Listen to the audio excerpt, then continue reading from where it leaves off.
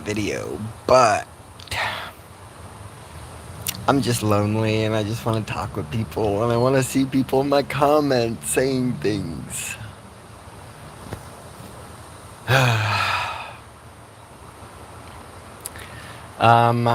So I made the video about mowing before mowing closed. And obviously it's a sweet video. I said like AMC traded $1.22 billion. Obviously that wasn't wrong, but if you kept listening, like when I talked about Mullen shares, I said it was shares, not dollars, so I corrected myself. In that video though, obviously a lot of good things. Today, lowest volume we've seen in, I don't know, 5, 6, 7, 8 trading days, 8, 9, 10 trading days, a lot of trading days. And it might be a lower volume tomorrow, and it might be a higher volume tomorrow, and nothing might happen. We might go down 10%. I don't give a fuck. But the point is, when it comes down, like, it's got to go back up. And so, well, no, what the real point is this. So, there's a method to stock squeezes. And the method to stock squeezes is this. Now, it's easier to think about it when it's already happened rather than trying to think about, is it possible? Just go look at a time it's already happened and then you know if it's possible. And so, here's how squeeze works. A bunch of people, and the first time, GameStop was really the first thing I've ever seen. It may have happened like 10 years ago in Volkswagen or something when they had their stock squeezes. Like, I don't know exactly how that went down, but here's how they go down. So what they'll do is the people will get together and they'll be like, all right, let's pick one company. Why do we like this company? What are we going to love about this company? What are we going to say about this company? And let's just say it's like 10,000 people. Not even that many, probably. But these people are like, yeah, this sounds good. Like, this sounds like the stock is so cheap. The market cap, like literally the profits they make in their average given year is 10 times what their market cap is right now. And so they'll go find a stock like this and they'll come up with all the reasons why it should work. And they'll even look at the reasons why it might fail. And once enough people agree on one stock, all of a sudden the buying begins. And because it's so cheap, it can't go much cheaper than where it's already at. Otherwise, they have to dilute shares to stop the price from going up every time you buy at a much lower price, which, if it's already at a low price, destroys them. And so they hate to do it. And so here's what happens. These people get together and they're like, this is the stock for sure. And they start buying, and they just start buying and buying and buying. And then they start telling people about buying. But here's what happens. Eventually, so many people, of the people that were buying and the people they told to buy, have bought in. Whether it's through social media, whether it's through best friends, whether it's through just 10 rich people. Like, anyone can do this. And so what happens is, because the stock is at such a low price, they can't go lower. It has to go up, and so it does go up. And now what happens is all the rich people that bought in, they just see that they gained money. Some of them may even been taking profits as Mullen went up to 32 cents. But then when it comes back down to 15 cents, they're like, oh wait, we're like 15 cents is the new 10 cents. Because when we were at 10 cents, it couldn't go lower. There was just too much volume, too much buying, so they had to send it up. And now they bring it back down, and now the volume's about to come back, and now they're about to go back up. And it's like, okay, they could bring it back down to 20 cents after we go see 42 cents. But are they? Are they gonna? And that's the question you got to ask yourself. I don't think they will. Like, they may go way up the first time and then start the gains that we're used to. But if they know that it has to be a more valuable company than what it's priced at today, and they know they have to pay the people, and this week we're getting 1,000% gain, if all of that is true, and we can see all the volume that's already come in, and we know that they can't lower the price because otherwise the volume will pick back up. But the volume's already picking up because everyone that hasn't bought yet is starting to hear from their friends about Mullen. And so what ends up happening is the people who had already bought and heard the word from the Underground Railroad, they're set. They're, like, there's no point that they could ever sell and lose. Like, if you look at GameStop, you look at AMC, if you bought in at the real bottom, there was never really a chance that you could actually lose money. But the problem with GameStop and AMC is that their businesses aren't scalable. I mean, AMC potentially is with the popcorn, but, I mean, they need a way better CEO. No more old people. Old people got to go. Old people are done ruling this world. I'm sick of old people. It doesn't got to be me doing everything, but, like, get the fuck out of here, old people. Oh, man. And so...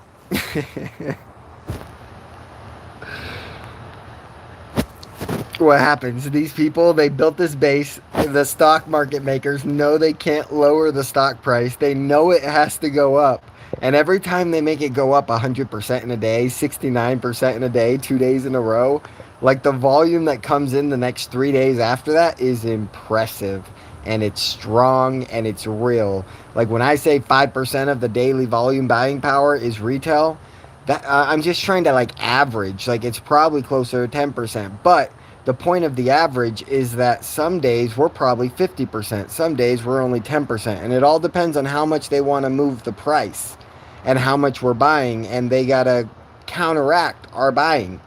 And that's how they control the market. But the problem is when you're at a small stock price, when the people have bought and they said they're refusing to sell and they continue to buy as they get chances to average down, it builds this pressure. Now, this pressure is strong on its own, and it's invincible on its own if all the people that were in the Underground Railroad understood what was truly happening. But the problem is, I won't even put a number on it, but there is a large group of percentage of people that are in it for themselves and in it for the money, and so it doesn't have the power. This buying at the base that we are doing now doesn't have the power that it should have, because there's too many greedy people that are riding on our coattails. I don't know. But what's important is when we've finished this accumulating process and this trend building zone where they can go give us our 50% gains and then take it away and try to scare us. Once we finish this stupid process, I don't care if it's a week or 2 weeks, what's going to happen is the pressure is strong. And now here's the problem. Here's the real problem with Mullen that like just destroys everything. When Mullen goes from like, and this is assuming they dilute all of their shares before the dollar. Well, let's assume both scenarios. So we're going to assume that they dilute all of their shares before we get to $1. And then we're going to assume they dilute all their shares sometime after $1. So let's check this out. First off, if we get to $1 right now, that's 700% gains.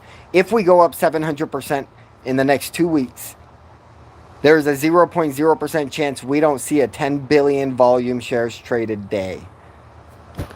I mean, I should probably say stuff like 0.01% just because I don't want to be a liar. Like, I'm trying to not be a liar no more. But, I mean, we'll see what happens. But here's the thing. So, if they let us buy all the shares at this price, we're definitely going to buy all the shares within the next 2 weeks at this price. No questions asked, if they let us. Like, if we just stay at 15 cents for 2 weeks, they're dead. Like, the next day, they're... But, here's the thing. So, when we go from 15 cents to $1, 700% gains, our market cap, assuming they diluted all the shares that they possibly could, is going to be like $3.5 billion. Okay? Now remember that number, $3.5 billion. How many of you people, no, don't, ask yourself this question. For the people who have invested in Mullen for the last 12 months, do you think they're going to break even and cash out?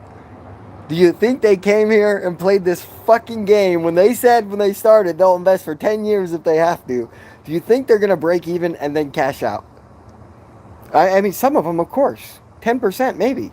Like, they will break even and they will cash out because the pain of losing their $1 million was the worst thing they've ever experienced. And that's fine. We don't, like, we appreciate them for their service and all those good things. But here's what happens. So we get to $1. We're at $3.5 billion market cap. And let's go back to AMC for a second. So AMC, this same building zone, AMC was at $12 before the building zone was complete, with 400 million shares outstanding. That's a $480 million market cap. No. $4.8 billion market cap. My bad. So, when it squeezes, in 5 days, it goes from $12 to $72. So that squeeze, remember it, is the market cap going from $4.8 billion to, it was like $30 billion. So Mullen's market cap right now says 100 million, but it's closer to 200 million because there's at least 2 billion shares outstanding with all the volume that happened in the last 2 weeks that we haven't heard about as far as dilution numbers. But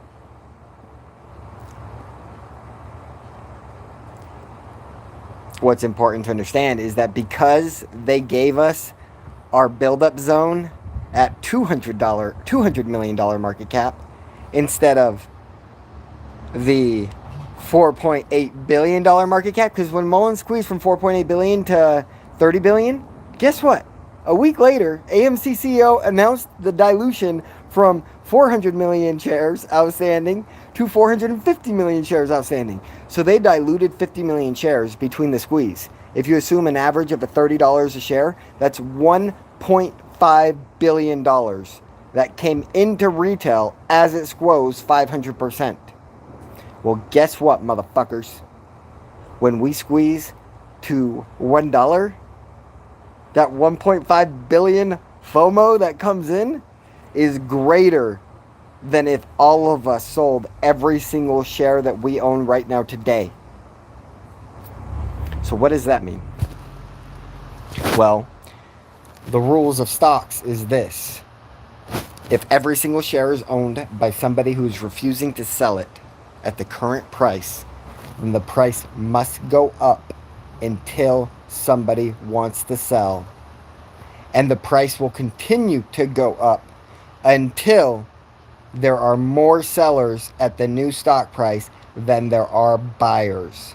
Now, in one day, using dilution, they can make a price go negative 40%. They can make a price go positive 100%, positive 1,000%. They can do whatever they want in one day, except for bankrupt a company. That's got to be based off fundamentals. It's got to be because the business is not viable.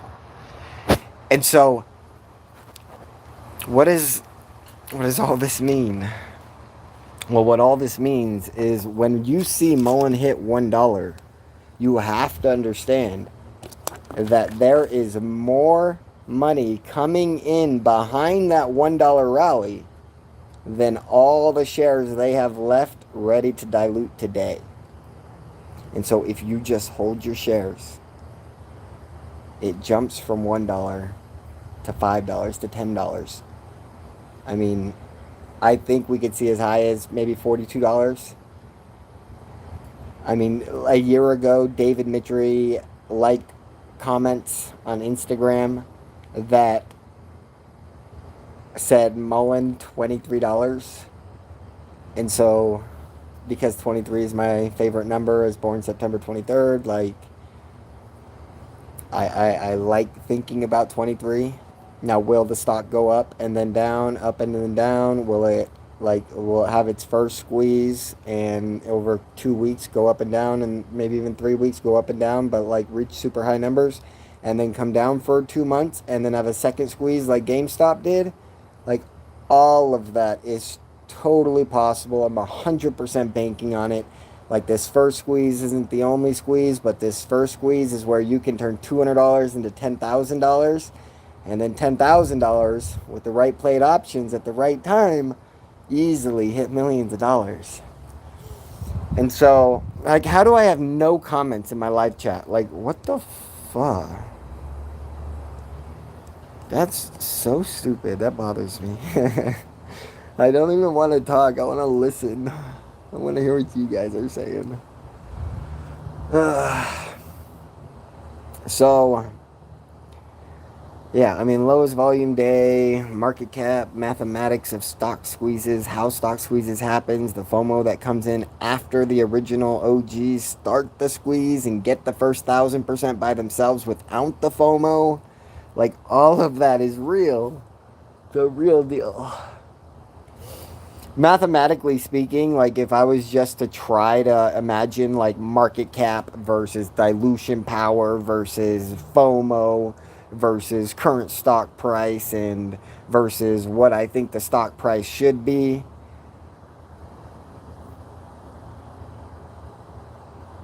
all those factors combined,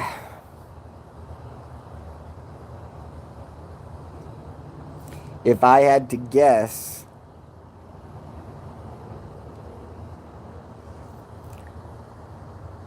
what is it that I want to guess?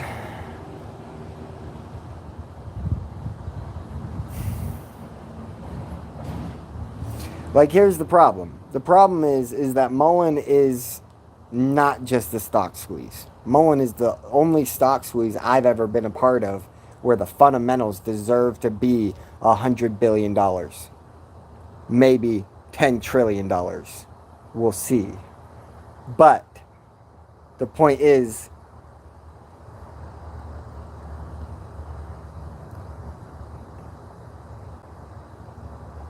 if they know they have to pay us, and if they know they can't stop the technology, and they know it's going to $100 billion before they, like, have cars on the road, as much as you want to buy, they can sell type stuff, before all of that, like, if they know they can't stop it, and they know the world's about to find out about it, why would they send it up to $23 and crash it back down? Like, if I were them, I would pull the Band-Aid. Make it go so high, so many people sell. I can buy every share that people sell. And I'm the U.S. government, and I own as much of Mullen as possible. That's the only logical defense I could think about when trapped in a stock squeeze such as this one. And so, I guess what my warning is for that, for you, is that you may be thinking about money in a sense of what would survive you for the next year, 2 years. I mean, that's actually not a bad idea, but like, what I'm trying to impress upon you is that maybe you should elevate your goals, your trading plan.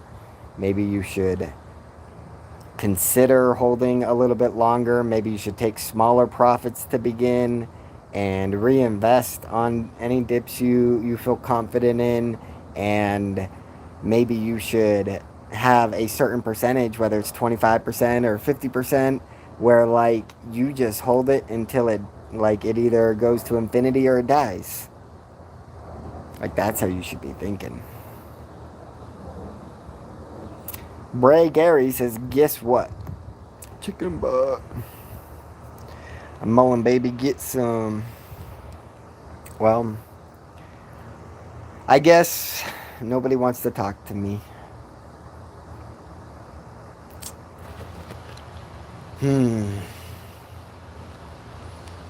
I just see so many videos and so many tweets and so many different things where it's like, because like Twitter like banned me, but like I still got read mode only, and it doesn't really like auto populate new tweets like it used to, but I can go search topics and read any tweets that I want, and they're definitely like up to date. So I don't have Twitter anymore, but it's okay. It's a temporary problem.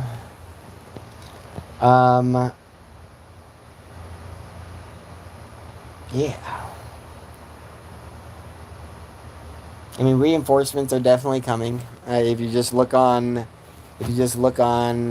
Twitter, like everybody, like there's just so many new accounts that are coming to pump Mullen, and you've never seen it. Like there are cliques that like to go and pump a certain stock and act like this stock is the new GameStop, and they do that all the time. And 99.9% of the time, like they lose everything.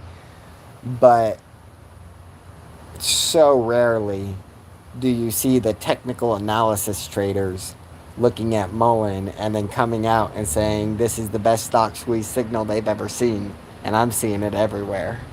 So, like, I already know I don't gotta pump Mullen no more, but I do like to give facts that might reinforce your strength to maybe go spread the good word. And so I feel like there's still some things that maybe haven't been said that like or haven't been said in a way that you can understand it. But I feel like maybe this video might give you the confidence that when you see $1 you weren't selling.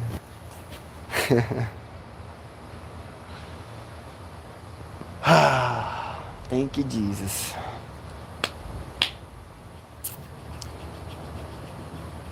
All right. That was fun. I'm glad I came on. I'll see you guys later.